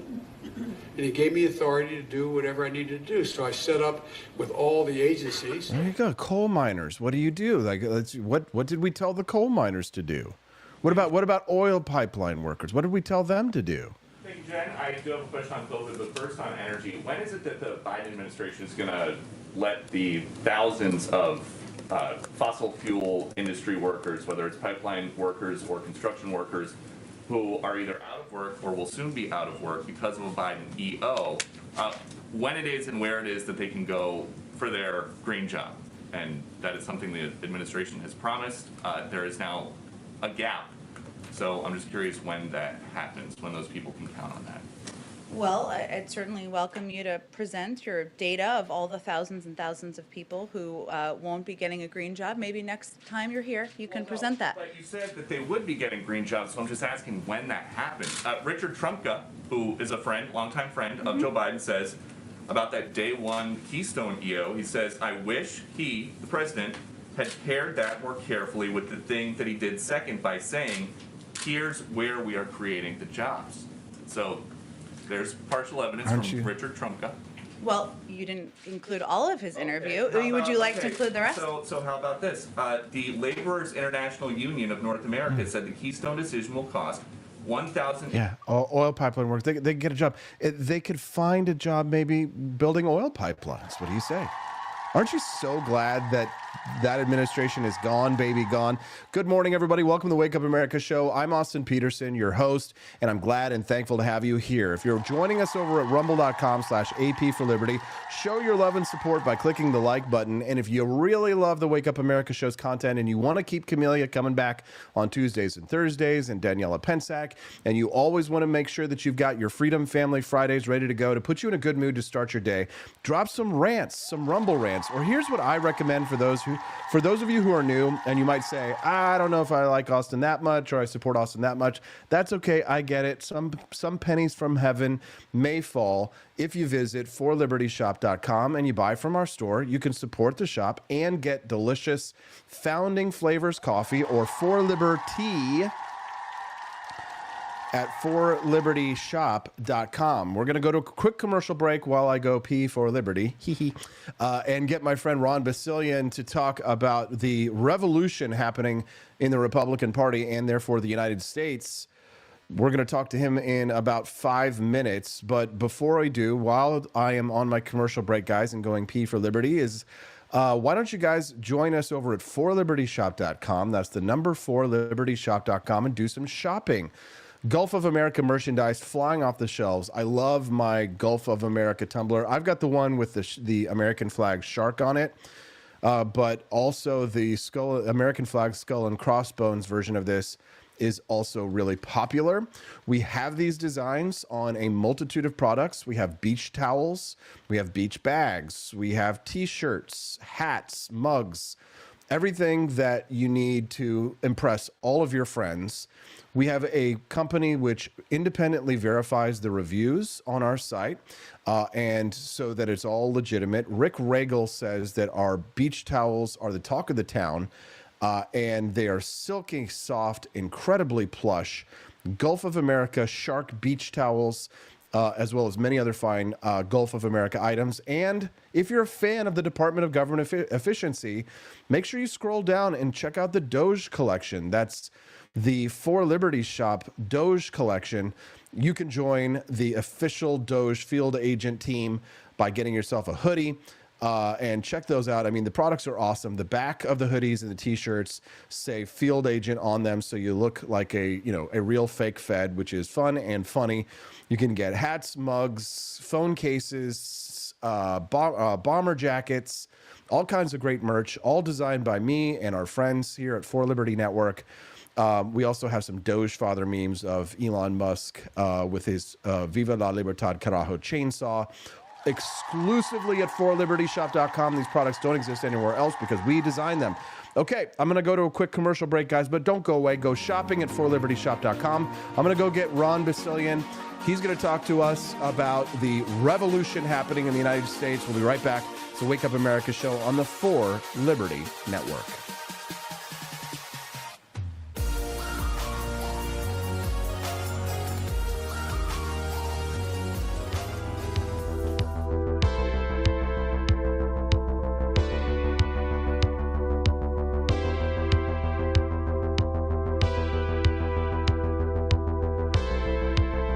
Are you tired of the strange radioactive effects of leftist culture? Do you ever wonder what happened to good old-fashioned American values? Well, fear no more, because there's a new force fighting back against the cultural rot of today.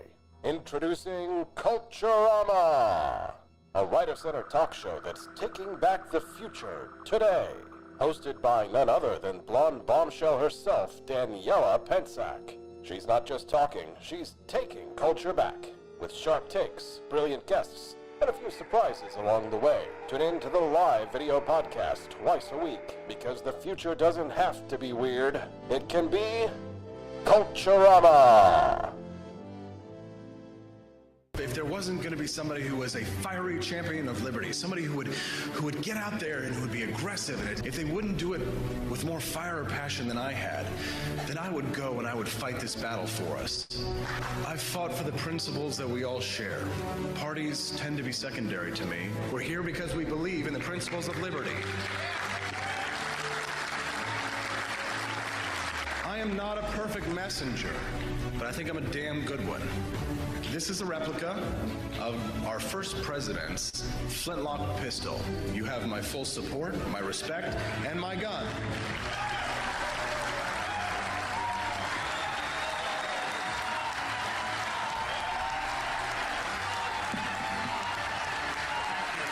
I think that the heart of my philosophy is much more libertarianism than well, that's the fashionable word these days, I guess. A conservative is no longer just that. He's a libertarian and always has been.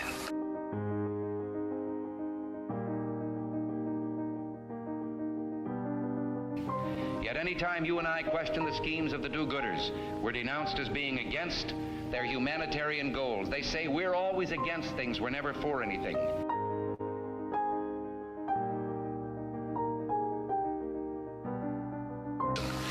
What is fascism? Fascism is private ownership, private enterprise, but total government control and regulation.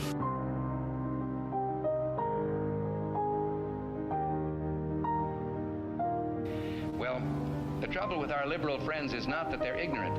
It's just that they know so much that isn't so.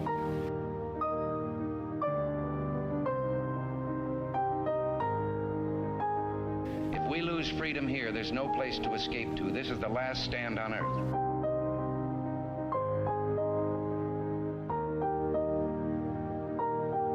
This is the issue of this election.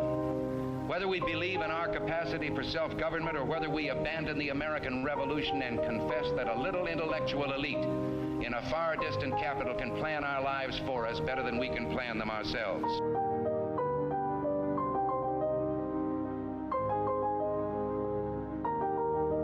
The conservative, so-called, is the one that says less government, get off my back, get out of my pocket, and let me have more control of my own destiny.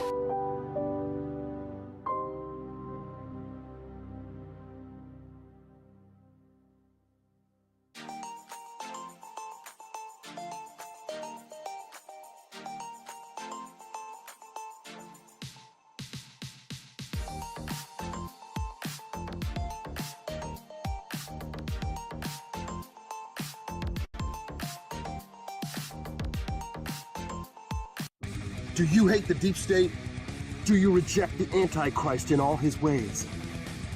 Do you believe that aliens controlled LBJ to assassinate John F. Kennedy?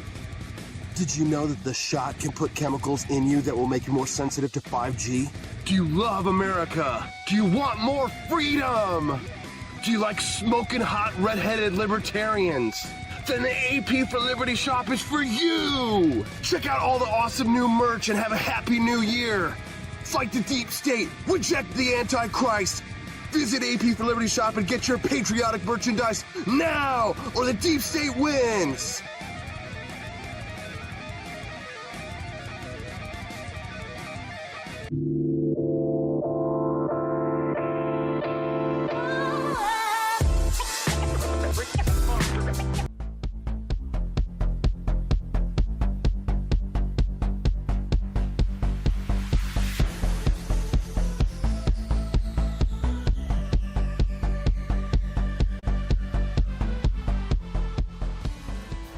Good morning, Rise and Freedom. I'm Austin Peterson. You're watching and listening to the Wake Up America show, and that's on the 4 Liberty Network. We're glad and thankful to have you here. If you haven't already, click the like button. And if today's your first time watching the Wake Up America show and you say to yourself, wow, this was great, a lot of fun, I definitely would love to start my morning like this. Well, it's a 5-day-a-week, 2-hour live talk show. So make sure you click the follow button if you're on Rumble, subscribe if you're on YouTube, and come back and join us 5 days a week, Monday through Friday, 7 to 9 a.m. Central Time. That's the Wake Up America show. And we are on what's called the 4 Liberty Network. So I hope you'll check out some of our other shows as well. All right, let's get back to the news. So I have argued that there is nothing short of a revolution that is happening within the Republican Party. And it's something that I've been pushing for since way back, even before Tea Parties were a thing. And that is to have a Republican Party that actually stands for and actually enacts the principles that it espouses. And we couldn't get it done during the Tea Party years. Turns out we needed a populist attaché to our movement for us to adhere to the principles of limited government. I've been having conversations in public with my next guest. Seems like it's been a few years now. His name's Ron Basilian. He's a longtime Republican activist in the Republican Party of Los Angeles. The man knows a thing or two about liberalism and leftism and fighting communism, and he joins us now. You can also follow him over on X at Ron Basilian. That's 2 S's like Bass, 1 L, Basilian. Ron for California. That's the number 4. He joins us live right now. Good morning, Ron, and welcome to the show. Morning, Austin. How are you doing? Good. Ron, you seem to be of the opinion, like myself, that the Republican Party is undergoing a revolutionary, very dramatic change right now in ways that favor more libertarian ideas. Would you say that that's a fair estimate? Yeah, I mean, I would go beyond that and say the entire country is having a libertarian adjustment. And the fact that more and more people are sort of waking up that not just government, but the business doesn't have our core interests at heart on some basic issues. And it's what I was saying about the election is win or lose. I mean, just look at where the culture is going. You know, self-defense gyms are springing up around this city. It's a boom industry. You know, for the fires, people are starting to talk about having their own fire prevention systems. You know, Instagram is full of like how to homestead, how to bake your own bread. The companies are trying to poison you. So, you know, when people start taking this far a lurch into, you know, self-dependence, you ultimately start asking the question, well, what good is government for? They can't do police, they can't do fire, so what do we need them for? I mean, I completely agree. So your argument is that it's not just a revolution in government, but that culturally the United States is turning more towards these values that we espouse. Yeah, exactly. You know, I mean, I don't think it's 100% good thing. It would be nice to have a government that provided some basic services like police and fire, but our government is not doing that anymore, and instead is just telling us more and more how to live our lives, and so people are just like, what do we need this for? What, you're firing 80% of the government. What could possibly go wrong? I mean, what are they doing that I actually need that would make my life worse? Do you think that the mismanagement of the fires in Los Angeles, your home, may have been as much an eye opener as COVID-19 was for a lot of people? Absolutely. I mean, Adam Carolla has been great, but he's not been the only one. He was the one that was talking about, look, can't rely on the government to put out your house in a fire. Buy one of these pool pumps, and you can use your pool as your own personal cistern to put out your fires. But you're also seeing people looking at home sprinkler systems, not for the lawn, for your roof, to keep your house from catching fire. And this is after, we've had all of these like brownouts and power outages. People are not just like buying their own generators, but they're hooking up their own generators to their circuit breakers now. So it's like, you can't rely on public service to put out your house in a fire. You can't rely on the power companies to keep the lights on. These are things that you and I'm sure took for granted 20 years ago.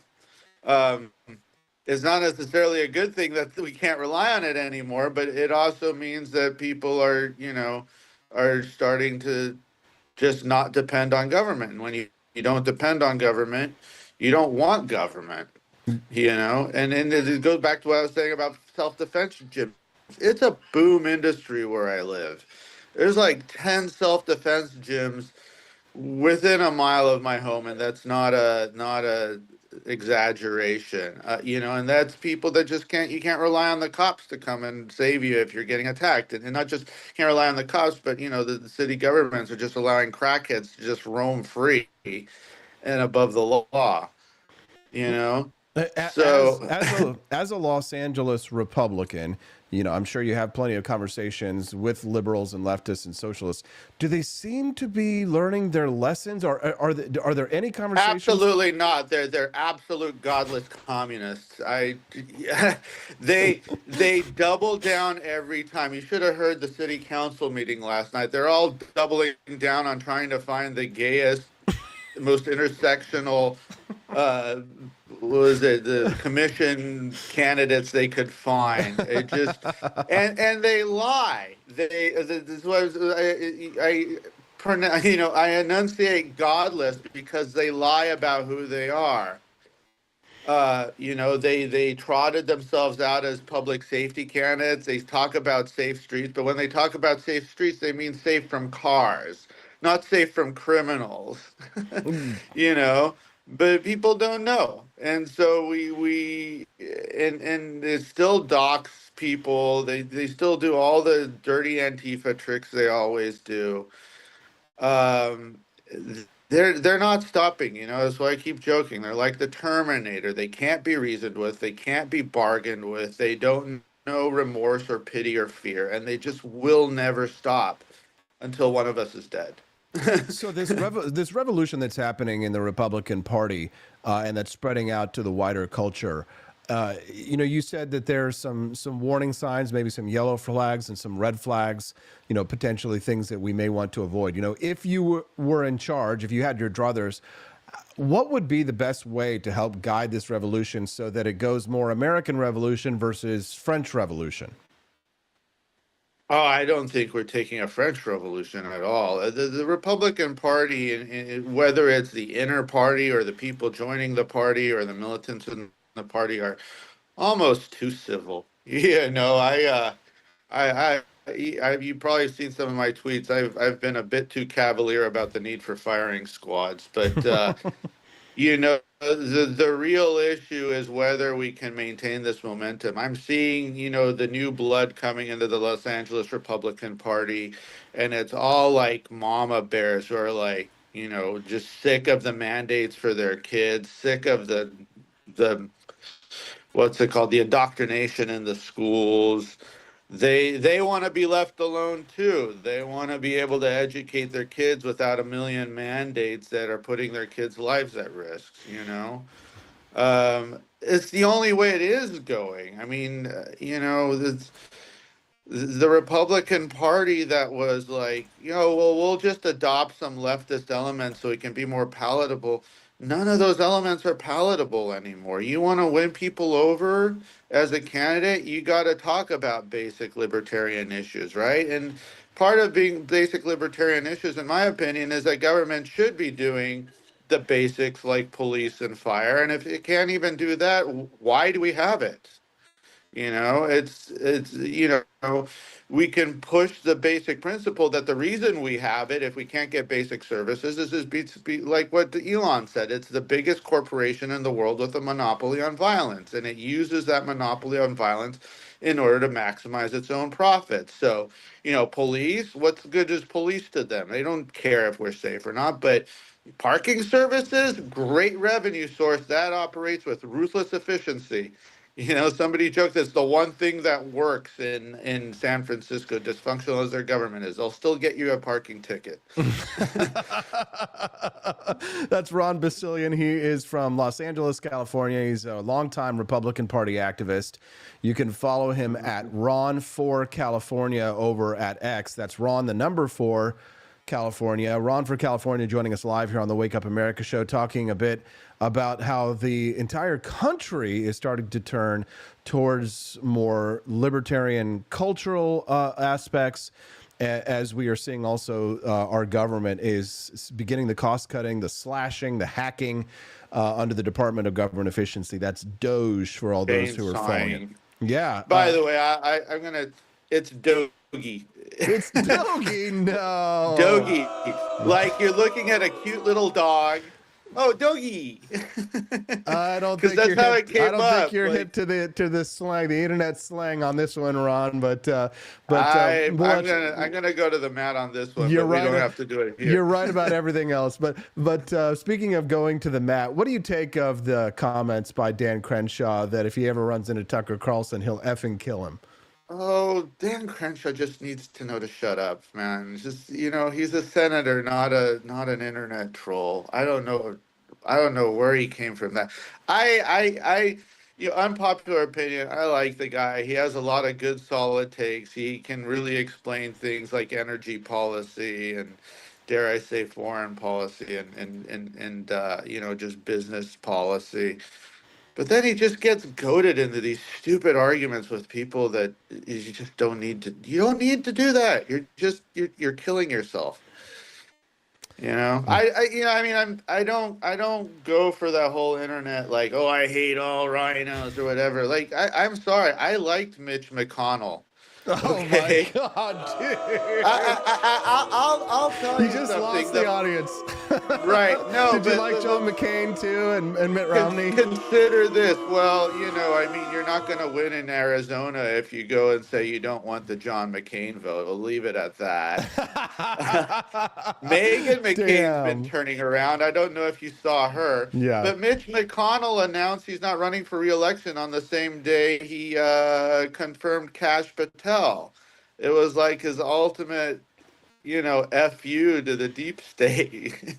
He could have said, he could have not confirmed him, which would have made the deep state happy and still not sought re-election. And then people said, oh, he just did it because he knew he was going to lose or whatever. He's like, no, let's do this.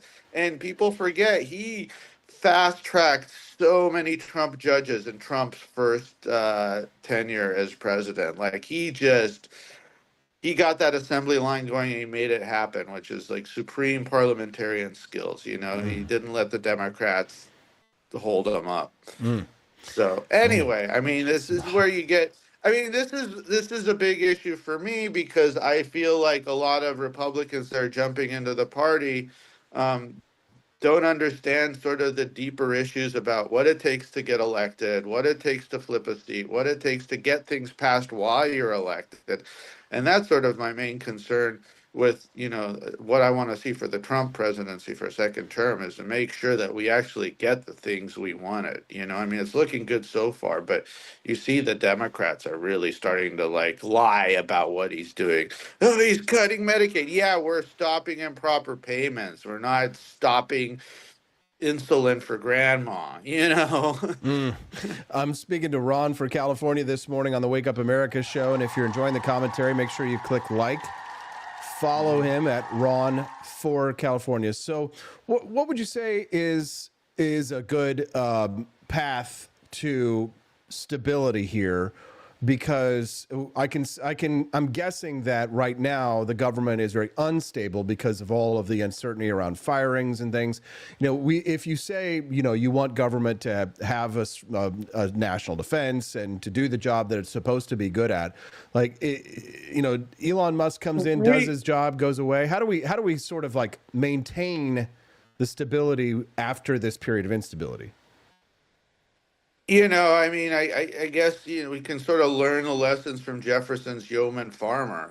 You know, like I said, is your Instagram anything like mine? Like my whole Instagram is like, I mean, I do CrossFit, but it's like all like self-defense, homesteading, home cooking. Yes. Just a lot of baby stuff. This is what people are like. Every wife in America, I think, is starting to bake her own bread now. You know, what does that say? It's a big deal, right? Let's take those principles and get involved in your local government and get involved and learn to bake your own government. You know, the county party people are a part of is a great lesson in how to field candidates, how to reach out to voters, how to push the issues you're concerned with, and how to get elected, and how to push the laws you want to see. You know, even in a county like LA, which people feel is lost, we have plenty of competitive seats, plenty of people who are like brilliant people who managed to get elected. You know, Suzette Valladares, Young Kim, you know. People might have their problems with Young Kim. I don't think she's as to the right as to the left as people think she is.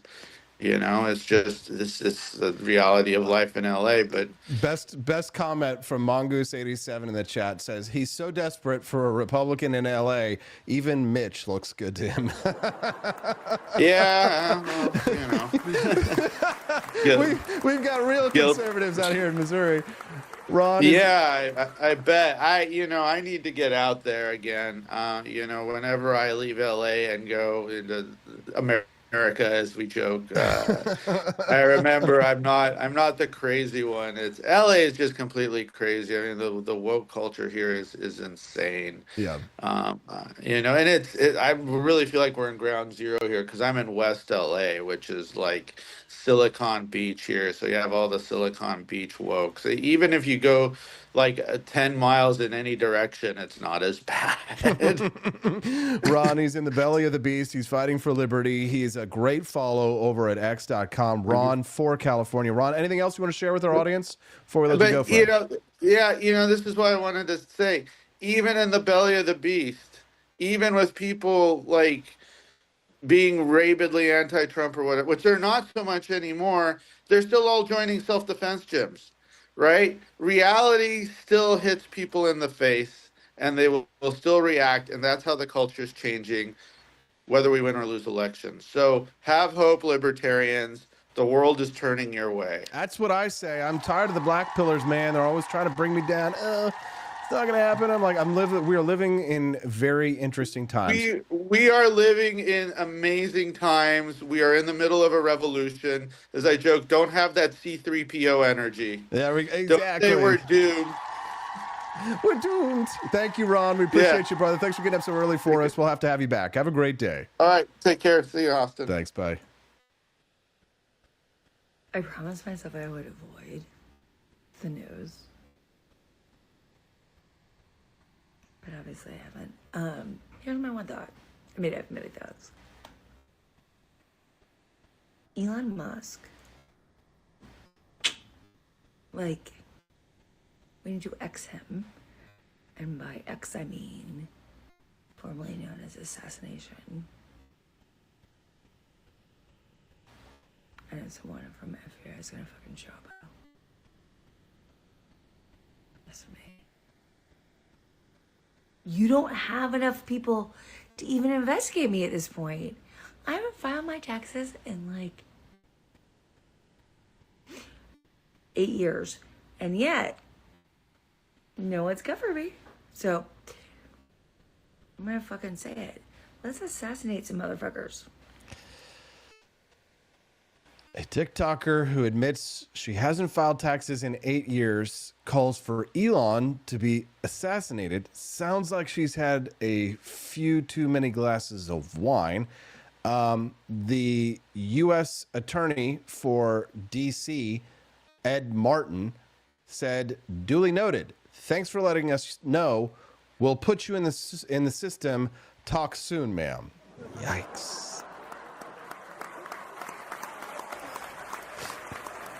You're gonna assassinate Elon, and I haven't paid my taxes in 8 years now. Here's a good idea. Let me post this publicly. Ooh.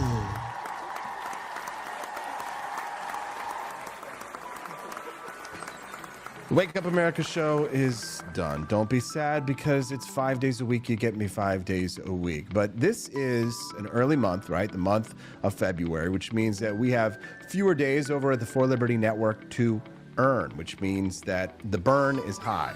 The income is low. Help us to get through these. They call it feast and famine in the industry. This is our famine month. January, February, March is when business is usually really slow. So help support the For Liberty Network by visiting our shop.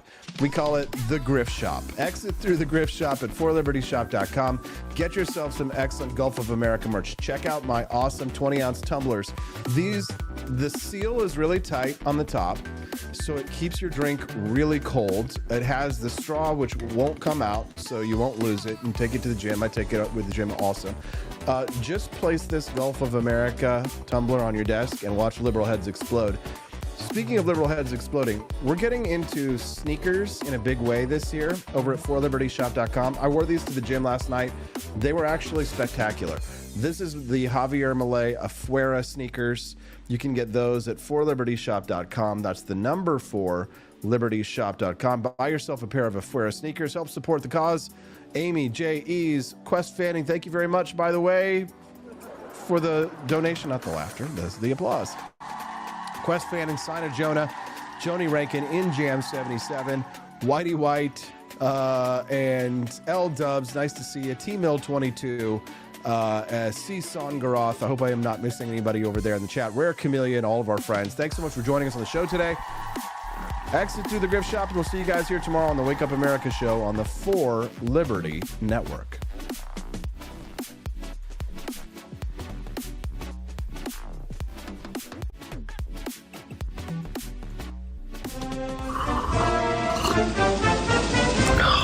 Tired of spending your hard-earned money on woke corporations that don't share your pro-freedom values? Fed up with sipping liberal lattes and progressive cappuccinos? Introducing Founding Flavors from AP for Liberty Shop. Get your day started with Washington's Revolutionary Roast. As robust and principled as the man himself, this blend is the shot of energy heard round the world. Or maybe you want to taste the fervor of freedom with Adams's Patriotic Perk. It's as dynamic and balanced as the U.S. Constitution, sure to awaken your spirit of liberty. For the aficionados, we've got the Jeffersonian Java, a complex mix of flavors that speaks volumes about your refined tastes. And don't forget Betsy's Liberty Lullaby, our decaf option, crafted with the same care and dedication Betsy Ross put into our Star-Spangled Banner. This blend lets you enjoy the taste of freedom anytime without losing sleep. No woke beans here, folks. Just pure, patriotic, pro-freedom flavors brewed with love for liberty. So why compromise your principles for a cup of coffee? Stand up for your values, perk up your patriotism, and start your day the American way. Get your founding flavors at apforlibertyshop.com.